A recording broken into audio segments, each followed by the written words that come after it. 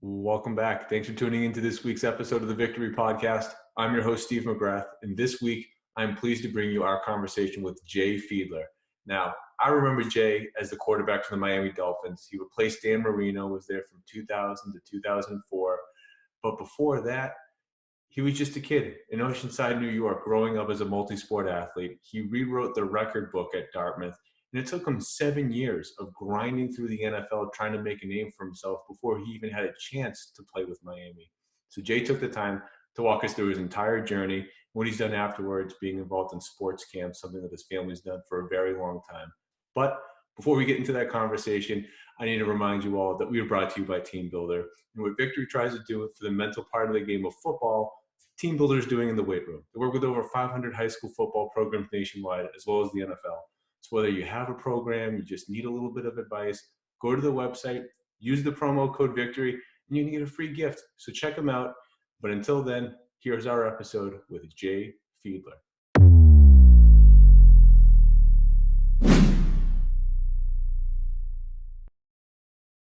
I mean, let's start with what it's like in Oceanside, New York. I mean, you talked about your father being a basketball coach. You're a point guard. Of course, we know that you're a quarterback, and also a little bit of track and field. Is it the decathlon that you were participating in? Mm-hmm. So what's it like for you with, I don't know how viable track and field was for you, if you thought about it as a future to get you into college or sports in general at the next level, but can you just take us back to when you were, 16, 17, 18? How are you thinking about sports? Did you have a particular route in mind? Can you take us back? To be honest, I didn't have any route in mind. Obviously as a young athlete, I had dreams.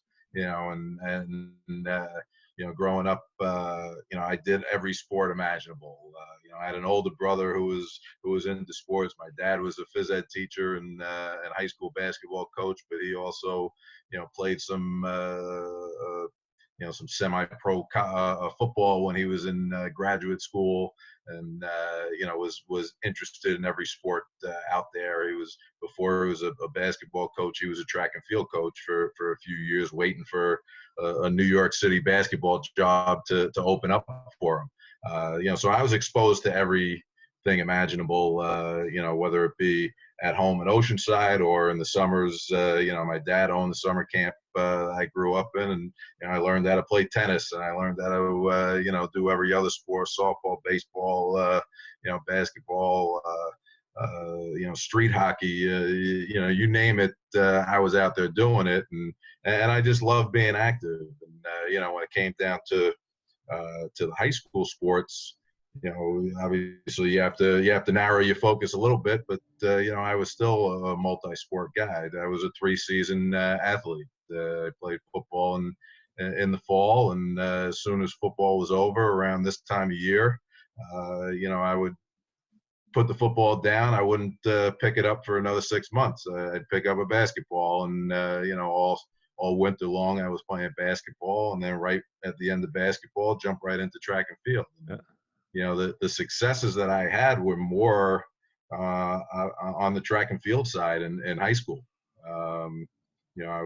I always loved basketball. It was a family sport. I had some good success. My older brother was a college basketball player, and eventually became a college coach for a number of years as well. And so I grew up on that sport. But my biggest successes were in track and field. And in high school, I had more dreams of going to the Olympics for the decathlon than I ever did of playing football or playing quarterback in the NFL. Yeah, right. But I mean, you not just play quarterback at Dartmouth, collegiately just playing, but you went to an Ivy League. So academics obviously had to be very important to you, because you never would have made it to Dartmouth without that. I mean, so how ultimately did you make that choice to go play there? There were a lot of factors that came into it. Obviously, the academics was number one. Aside from my dad being in education and phys ed, my mom was a teacher as well. So, academics was always, stressed in the family.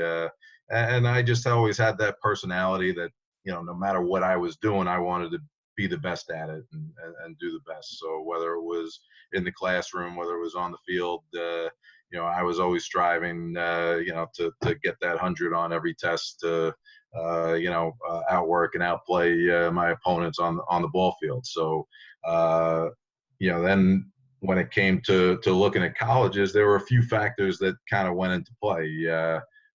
Obviously, number one, I was looking at high academic schools. Number two, I had great success in football from a recruiting standpoint. That I did well, even though my team didn't have as much team success. Individually, I was getting recognized and getting recruited by a number of top level schools.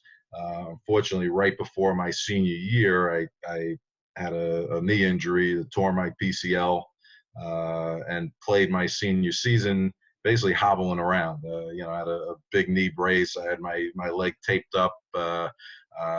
Probably had no business playing in the first few games, but was out there. I couldn't straighten my knee all the way out, but I was, basically had a semi-cast on my leg and was running around trying to, play football with it. And, the performance didn't, show the same as it did my junior year, where I had a lot more success.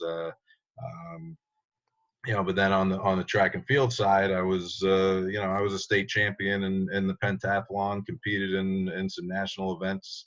And when it came to deciding on colleges, those are the two sports that I wanted to continue with. They were the two sports I was most recruited in, and the two sports I loved, playing the most. And at the time, the Ivy League was, very amenable to athletes doing multiple sports. Football was, they didn't have spring football at the time. The Ivy League was just basically a 1 day of spring football, which I have no idea what, you're able to do in 1 day of spring football. Chris, maybe you could no, I have no clue either. That one out as a football coach. What it ended up being was, they get the guys out, run some drills and do a barbecue at the end. It was like a reunion for the football team in the spring. But for a lot of us, we had a lot of guys on Dartmouth team that played baseball, that played lacrosse, that ran track in the spring season. So, going to a place where I was recruited for both, and also, was able to perform in both sports was very attractive to me. And that's where it kind of narrowed down to the Ivy League. And Dartmouth, I just had a great visit on my recruiting trip. Loved the coaches on both programs, and just had a great feel for Hanover and the people around the college. Right. Gotcha. Yeah. Now, I did want to ask, though, because you don't just go to Dartmouth. I mean, you set all the records that mattered. I mean, whether it was, total yards, passing yards, touchdowns, how did you elevate your game in even just, learn a new playbook? It's something that obviously you're going to have to do again later in your life when you go play professionally. But, what was that just learning curve like for you, being able to not just acclimate, but do it to the point where no one before you had ever done it as well as you? Well, I mean, it goes back to what I mentioned before. And, whatever I set myself to do, I wanted to be the best at it. And I wanted to put all my effort into it. And, I probably sacrificed, more of the other side of college, to do that. Don't get me wrong. I had a good time. I met some friends and participated in a lot of things. But, my priorities were, the schoolwork and the athletics, 1 and 2, and everything else kind of took a back seat to that. So, that was part of my upbringing, part of, being the son of a coach who as a young kid, I was at all my father's basketball practices, tagging along and just seeing how, athletes operate and what it takes to have success, at a higher level. So, when I was younger, I also was fortunate to have an older brother who kind of went through the process as well, on the basketball side. And, I just had great mentors and great people to look up to, that could show me the way there, that, prioritize things the right way and go after it. Yeah, yeah, that certainly sounds it. And yeah, I don't want to fast forward too hard here, because there's so many things I'd love to ask.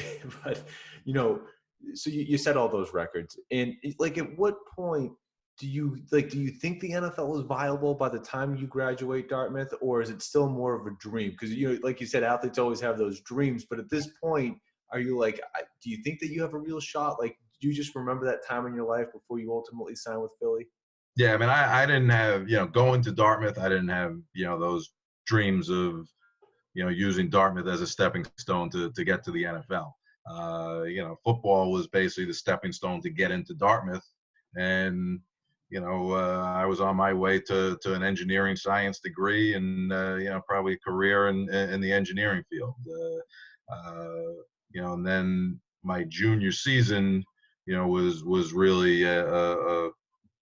one that kind of put me on the national stage. I won the Player of the Year in the Ivy League that year. I was #1 passing efficiency in all divisions of college that year.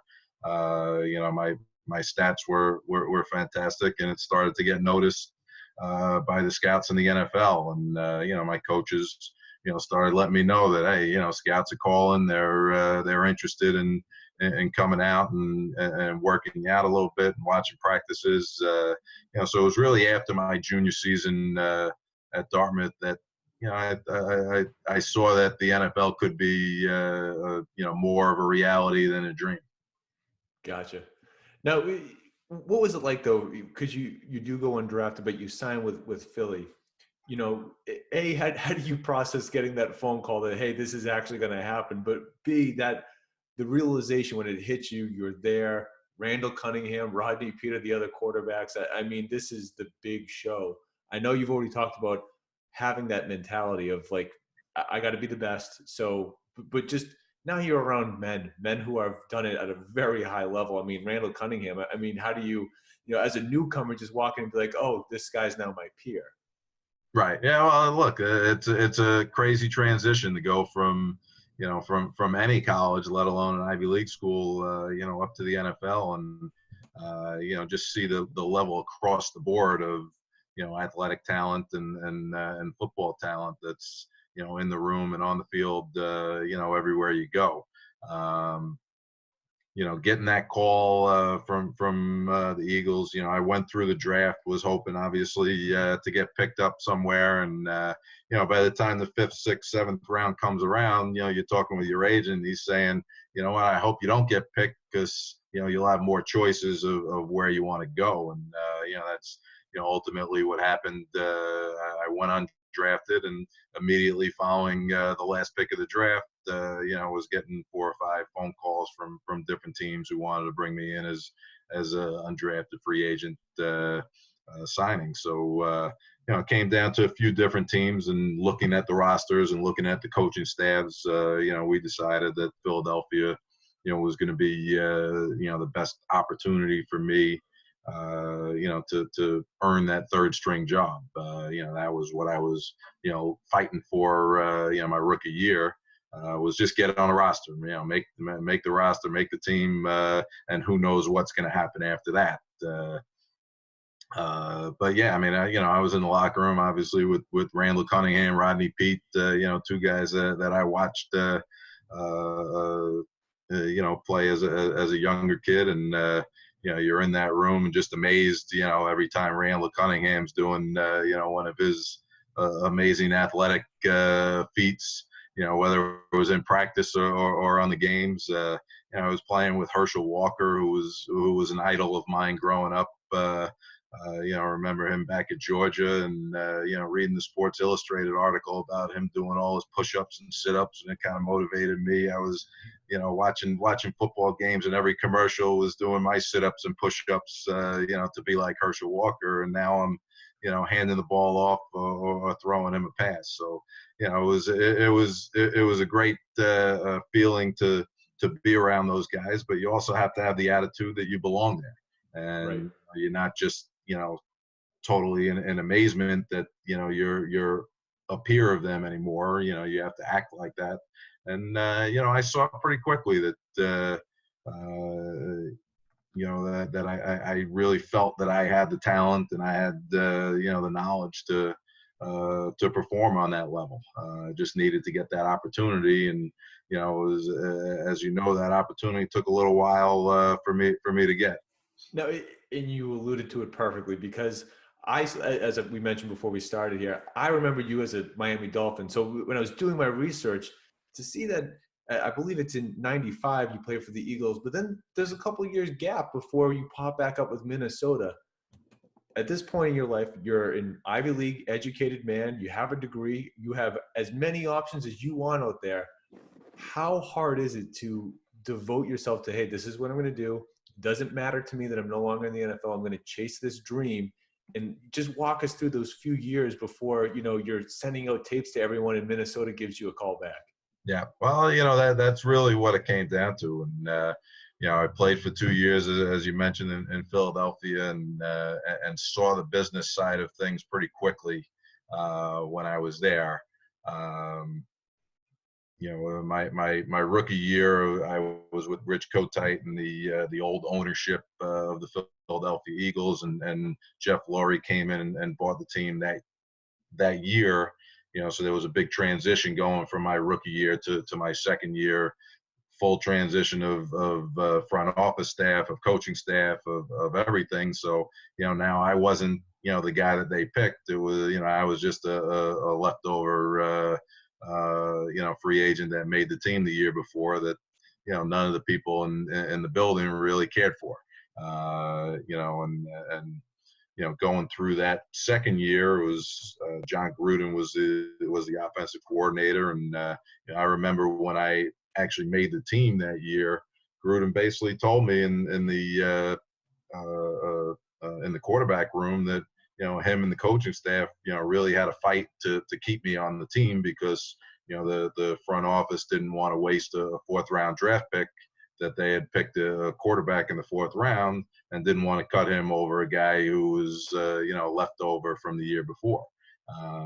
So I understood pretty quickly that politics do, come into play, and a lot of the decision making is not necessarily what you do in practice and on the field that ultimately, makes that decision for the front office and the coaching staff. Now, do you think it's more because they have to justify it to the public and to the fans about why they're keeping the fourth round pick over the undrafted guy? Well, yeah, I mean, that's their job. There were guys in the room that went out on a limb and made the decision to pick a guy in the fourth round as a quarterback who, ultimately wasn't better than the free agent from the year before. Yeah. So it's kind of a red flag or a red mark on their record that they didn't pick the right guy. Yeah. So obviously everyone's going to stand up for themselves and stand up for their own decision making, and don't want to admit any mistakes, and that happens in any business. Sure. Yeah. Most recently, that whole thing that blew up with Jameis Winston and like the whole Twitter account where the GM was. He was faulted for. People thought he had a burner account on Twitter that he was like sticking up for Jameis Winston, and the rumor being that he just didn't want to say that he missed on it, even though Jameis Winston's a good quarterback. But it's interesting when you say that, the politics that go into the pick. It's not just can he play or can he play. It's did we waste a draft pick, or what's the situation behind the money you're paying him, where he fell in the draft, and so on and so forth. So yeah, absolutely. And then just getting back to my story, the following year in Philadelphia, I was still on the team going into '96, and I found out that they drafted another guy in the second round. So after going through the year before of hearing that coaches had to pound the table to keep me for a fourth rounder, I kind of knew going into '96 that the chances were pretty slim. And I had actually gone to the GM and to the coaches, and I told them flat out, I said, I know the situation, I know what's going on, and if you have no plans to keep me, please let me go and see if I could earn a spot somewhere else. And unfortunately I got stuck in circumstance where, I was, property of the team, and they decided to keep me through training camp, and they didn't even give me a chance to practice that year to compete for that third job. And after a week or 8 days into training camp, they let me go, and now I really didn't have opportunity to go anywhere. Ultimately got picked up by Cincinnati as the fifth quarterback a week and a half into their training camp. So it really wasn't an opportunity to really earn a job, in the right way. So I was out of football for that season. Ultimately ended up being out of football for the next two seasons, 97 and 96 and 97. But it goes back to what I said earlier, where I felt like I belonged there. And I knew that, given the right circumstance and given the right opportunity, I would be able to play in the league and become a starter. So I didn't give up on the dream. I actually went back to Long Island. I reached out to, a local football team through my high school coach, had a connection to Hofstra University. And spoke to the coach, and really I wanted to kind of, use their facility to, be able to work out, maybe come out and throw to their receivers, a little bit just to stay in shape. And it turned into, really becoming a volunteer coach for the team. So I spent the next two seasons, coaching over at Hofstra. I was coaching the wide receivers, throwing the ball every day. I'd get out there, an hour before practice, kind of do my own routine, my own workouts, and throw into a net, and then, throw with the receivers all day, and just stay mentally focused and mentally sharp around the game. I spent the season out in, spring season out in the World League, which became NFL Europe, after that. Played for Amsterdam, so I kept myself sharp, and I kept myself focused and in the game for 2 years. But I still never knew if that opportunity was going to come back. And I had a lot of people that were telling me, just like you said, you got this Dartmouth degree, you got opportunities to go and do something else. For me, I looked at it at the flip side of that, and I said, I'm always going to have this Dartmouth degree. It's not going anywhere, but my window of opportunity in the NFL is pretty slim. Yeah. So I'm going to focus everything I have to get back to the NFL. So I didn't take a job. I kind of burned through all my first, 2 years of salary, making minimum salary over the 2 years that I was basically a volunteer coach, just to stay in the game and get back into it. And, like you said, I sent out tapes to every NFL team, every offensive coordinator, quarterback coach, and I got one response from the Minnesota Vikings, but that was all it took. And I was thankful for that. I went out to Minnesota, did a workout with 4 or 5 other quarterbacks, and they decided to sign me in the off season there to bring me into camp for the '98 season. Yeah, and I love that you are actually sending out VHS tapes. Like, it's not like today where it's all digital and you just hit share and everyone gets it. Like, you had to put in the effort to make the tapes, mail them to the places. So the fact that you had to fight through that to be found, like, to me is even, cooler that it, you took all that time and energy to do it.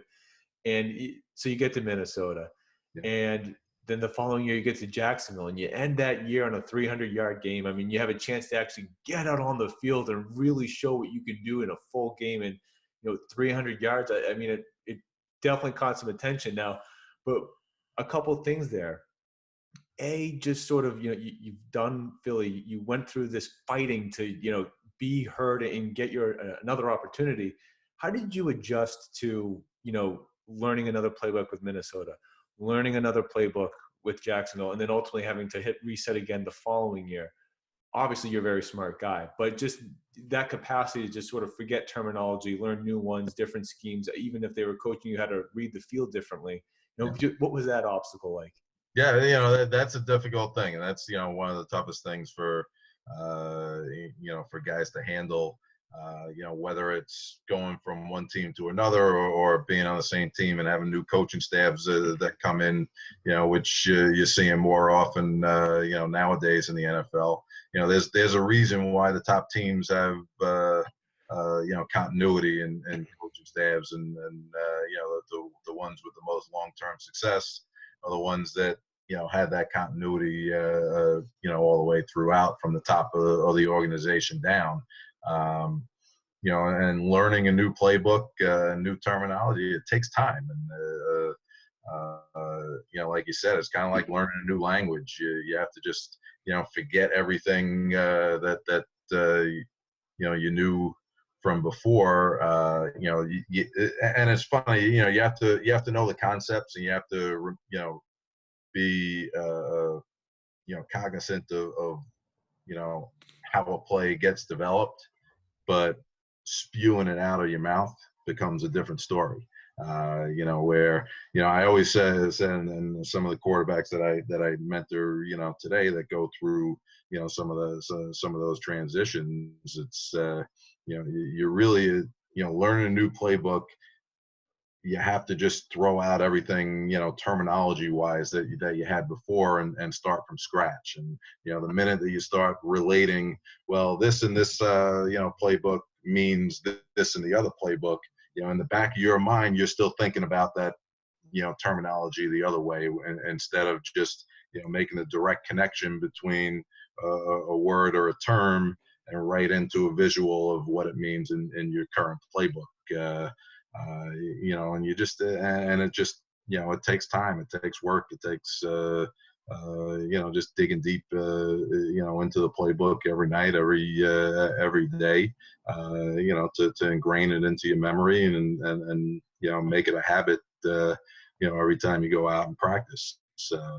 Yeah, I've seen some of those Jon Gruden play calls. I'm sure that was easy for you. I mean, at least establish a foundation, right? So everything after that's just easy to stash. Well, look, I was fortunate to be around some great coaches in my career, and Jon Gruden, the year I had with him, my second year in the NFL was, it was like getting a PhD degree in football strategy and football terminology, and understanding, his mindset and how he, viewed plays, and how much, from that West Coast system, the Bill Walsh, system, how much went into, putting the onus on the quarterback, really. And that was the design behind that terminology, and how those plays, ultimately get called was, we want to put all the onus on one person out on the field, and let it make it simple for everyone else. Yeah. So everything was on the quarterback to, you're basically, in the terminology of the play, you're telling every single player what they're doing. And that's why it became so long and wordy in those play calls. But I was also fortunate, I showed myself with Gruden that year that, I was able to pick that the playbook up so well that he actually had me on the sidelines with the headsets calling in the plays to Randall Cunningham and Rodney that year, rather than another coach on the sideline relaying from, Gruden in the box down to the sidelines and out on the field. So, the way we kind of shortened that process down was, we'd have every single week in the playbook, there was one play call per personnel grouping for each play. So, I would know what personnel grouping went in. Gruden would send down the play call, and I would have to decipher, what formation and motion went with that play call and call the whole thing. Wow. Rather than the words coming out, in a full sentence from the box down to the field and then out to the quarterback. We were able to shorten that process down, but it just put a lot more on me and a lot more on all the quarterbacks to know the game plan, so well that you had to know every formation, every personnel grouping, every motion that correlated with every single play. Wow, that's interesting. Yeah, not kidding about that PhD. You really did earn it. Right. Yeah. That's great. Now, you've already mentioned when you're younger, you see Herschel Walker and you get a chance to play with him. And these guys that you go from watching and rooting for or against to now playing with them or against them. What did it mean to you when the Miami Dolphins reach out to you and they want to bring you in for the 2000 season? You're finally now not being offered a one-year deal. Some team, an organization is like, Jay, we're going to hand you the reins here. And it's not just any team. It's you're going to replace the guy. How do you take on digest the fact that you're going to be the heir apparent to Dan Marino? Well, look, everything that I worked on and worked at to put myself in that situation was, to ultimately become a starting quarterback. And, to me, it didn't matter where it was going to be, who I was replacing. I went through all those years and all that hard work, when I was in Philadelphia learning, the new systems, when I was out of the league coaching, when I got into Minnesota and, playing for Brian Billick and, with, guys like Chris Carter and Randy Moss, in the offense, going to Jacksonville with, Tom Coughlin and Bobby Petrino as coaches.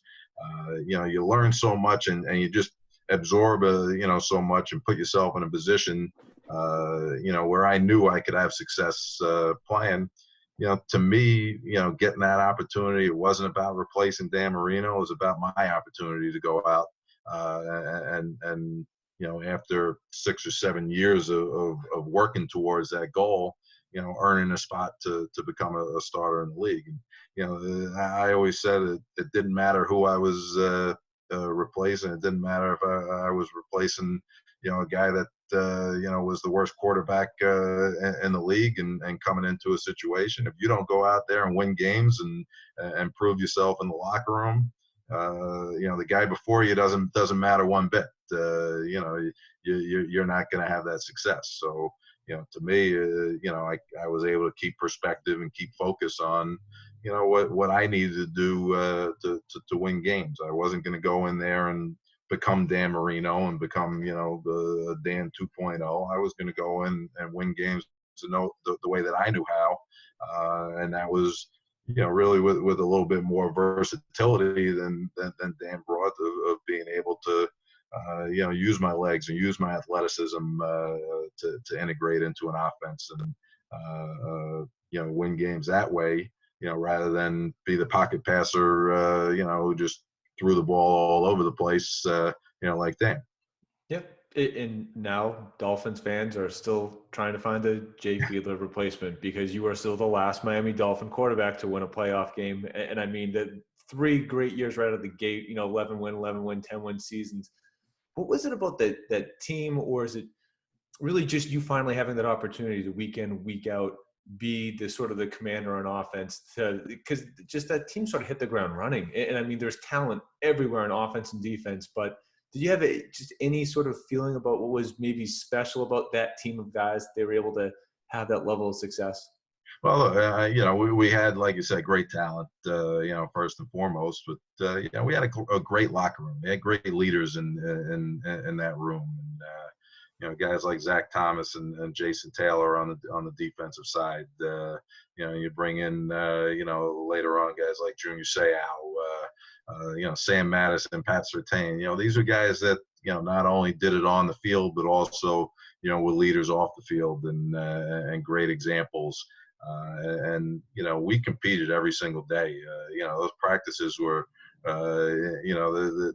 they were intense. And, we had the mindset of, every single day we had, every chance we had, we were going to turn something into a competition. And, whether it was 7-on-7 drills, whether it was 1-on-1s, 2-minute drills, and we took that mindset from the practice field out to the games. And, it was a real fun place to be, a fun locker room to be a part of. And, fun, obviously having that success on the field, for that time. Yeah, I can imagine. But I just want to get to the end of your football career, and you do leave Miami, you sign with the Jets, and ultimately it doesn't take very long before you have a shoulder injury, which more or less spells the end of your career. Now, as someone that has just competed and continually found a way to break through and get your opportunity, how do you deal with this? Because maybe you didn't know it at the time, but of course, as you try to work out with other teams, it just wasn't going to happen. How do you digest not being able to leave on your own terms? Yeah, that was difficult. It was a frustrating thing to go through. I really thought when I came in, when I signed with the Jets, first and foremost, it was a situation where Chad Pennington was coming off of an injury the year before, so I knew basically the off season was going to be mine to run and mine to get all the reps and practice. And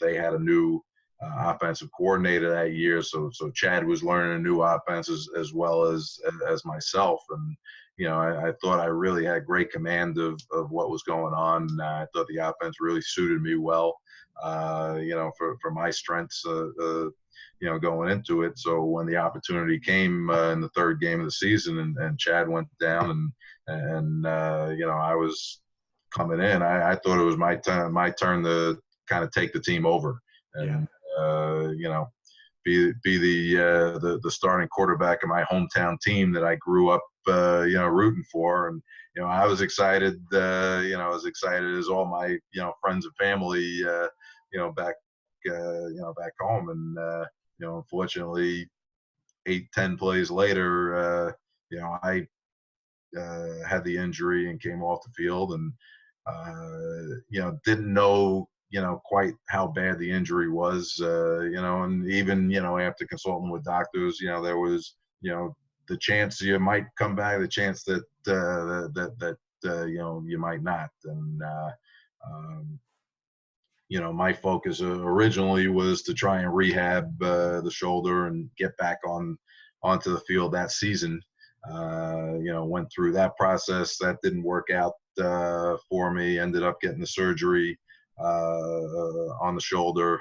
The Jets let me go after the surgery. I was able to sign with Tampa Bay, basically as an injured, recovering QB. So it was, basically contingent on me, getting to full recovery to go and make that team. And unfortunately, the rehab just never took hold, and there were more issues with the shoulder than were originally thought.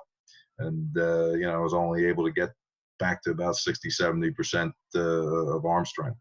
So that realization, for me, it wasn't an immediate thing, which made it more frustrating. If I knew right away, hey, you have this injury and there's no way you're coming back, it might have sat a little bit easier with me. But to work as hard as I did for really about 9,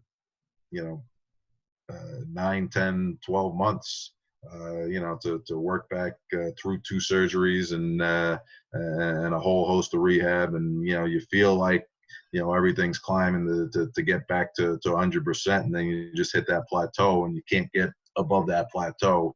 That was frustrating for me. And obviously had to make a transition into the next phase of life. Yeah, and what just struck me odd was how you had a battle for those 2 years to get back into the NFL, and you just keep pushing and pushing, and it works. So now you're in that same position for the first time in a while. You have to fight. Of course, you're going to hold out the hope and the faith. It's already paid off. You know that you can do it. And so I can imagine it was a pretty bitter pill to swallow. But I just wanted to ask about faith in that process. I have here that in 2002, you were recognized at the National Jewish Museum Sports Hall of Fame. How much of your Jewish faith and background has been able to been a pillar for you in holding your faith and being who you are as a human beyond the football field? Well, sure. Obviously, Jewish people are people of perseverance, and I kind of felt that my career path, forged the same, track of persevering through a lot of, difficulties, ups and downs, a lot of struggles, overcoming adversities, and, ultimately, attaining my goals. And, so certainly,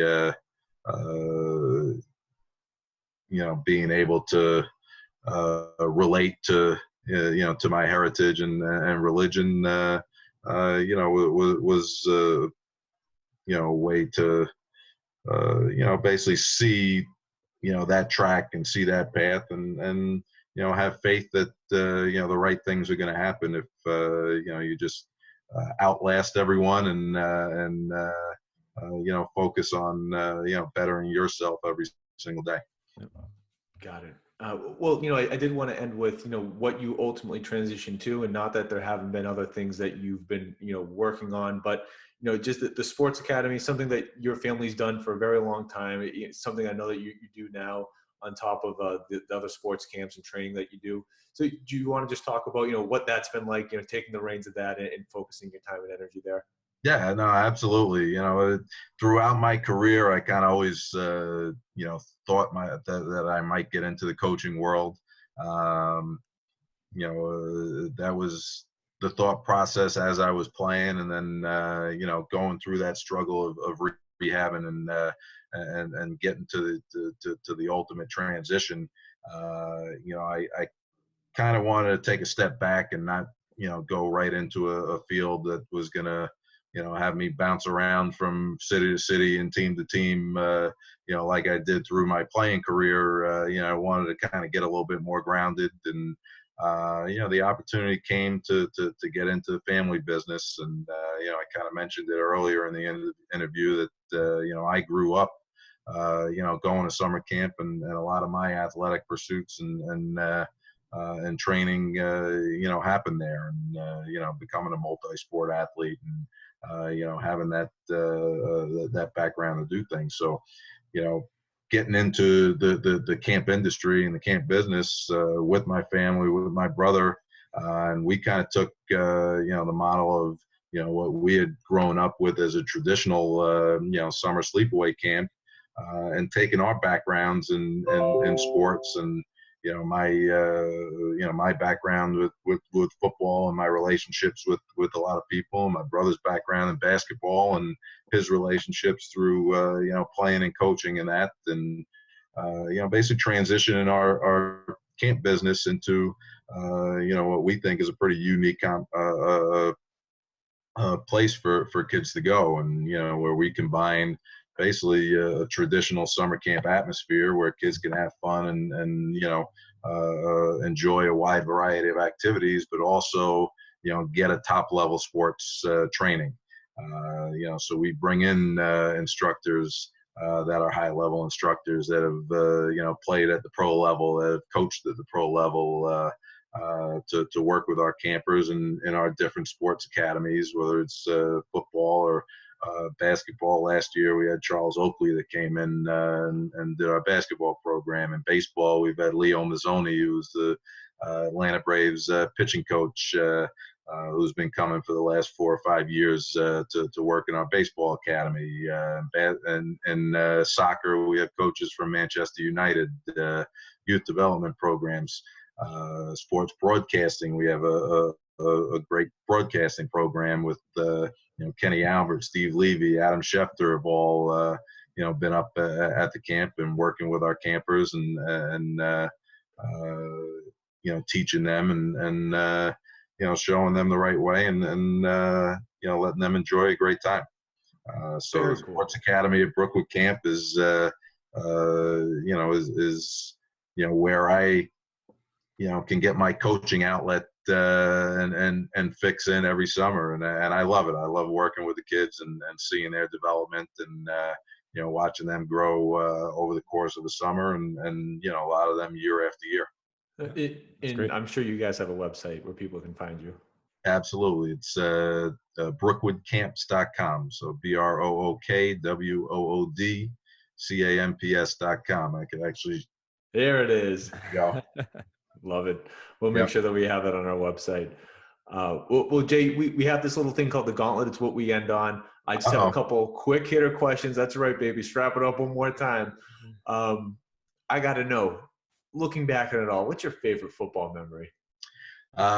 Favorite memory would have to be the game after 9/11, the comeback game. After we skipped the week of play, we came back, played against the Oakland Raiders at the time, and I ended up winning the game on a 2-minute drive and diving into the end zone with 4 seconds left to play in the game, and that win is commemorized on the cover of Sports Illustrated. So I see that all the time on the cover, and that brings back memories of such a great game and a great victory for us. Yeah, that is beyond special. Yeah. Now, I hate to put you on the hot seat here, but we've already talked about some of the receivers and teammates that you've had. Who would you say was the most talented? Keep it to skill position, running back or receiver. Most talented guy you ever lined up with? Randy Moss, no question about it. Most talented. He was special. I saw him his rookie year when before anyone knew how special he was going to be. Obviously, you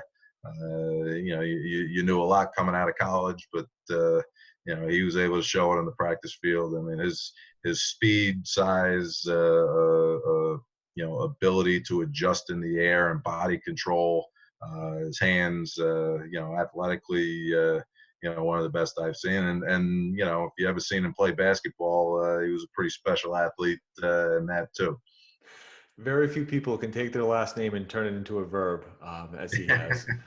Now, was there just ever one player or one coach you just wish you had the chance to have played with or played with for?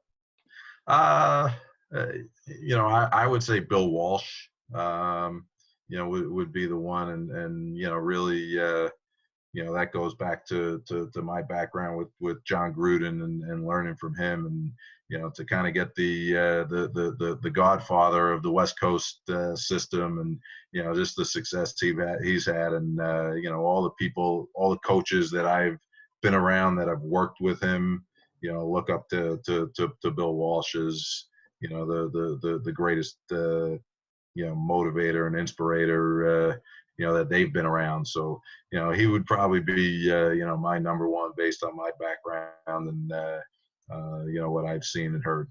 Yeah, I don't think anyone can fault you for that choice. What would you say is most important? Would it be the scheme or the players?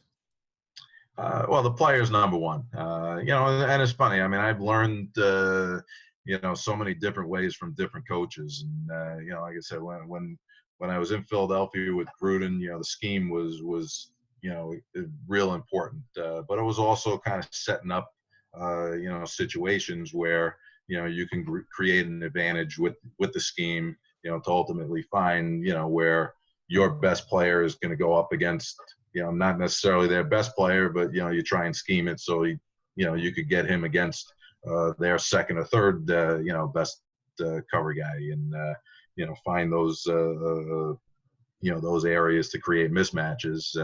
But then I was in Minnesota, and we had so much talent on that offense that the scheme and strategy wasn't as important. It was more let these guys make plays. Yeah. And I think you're seeing it more in the league now, where it's less about scheme, and it's more about finding the matchup and the one-on-one area, and and especially the way the rules are, today for defensive backs. As a quarterback, just throwing the ball up and letting your guy make a play is so much a part of the offense today, because the outcome is so much in your favor, whether, your guy adjusts to the ball better, the amount of defensive pass interference, that could get called just, from creating that one-on-one matchup where, if your guy's better than his guy, than the defensive guy, you're going to win 95% of the time. And it comes down to that, so there's a balance of, creating the right scheme to find those matchups and get the mismatches, and then also, finding the balance of saying, let your guys make plays, put them in space and let them operate and go out and make a big play for you. Yep. Yeah. That was a question that had no right answer. And it's an equilibrium. It's always going to be somewhere. You got to find that special sweet spot. But the last question I had for you, Jay, and I think it's the most important. What's the best piece of advice that you could give to a young kid that wants to be the next Jay Fiedler? I think based on my experiences and everything that I went through is, number one, believe in yourself, beyond everyone else. And, you're going to have a lot of people that'll tell you, that you can't make it or cut you from a team, even though, maybe you felt like you were the best guy out there. And, so number one, always believe in yourself and your talents. And number two, outlast the competition, work harder than them. Something that I've done, throughout my whole career playing, and something I, kind of take to the business side of things now. And, I want to go out there and work harder and work smarter than everyone else, that I'm competing against. And, the ones that persevere and go through the adversity and keep that energy and keep that focus moving forward are the ones that ultimately come out on top in the end. Yeah. Absolutely. I love it. Words from someone that set records in college, persevered through over a decade of working in the NFL. There you have it. Well, Jay, thank you so much for coming on. We really appreciate you taking the time. That's great, Jay. Yep. Chris, Steve, thank you very much. I enjoyed it a lot.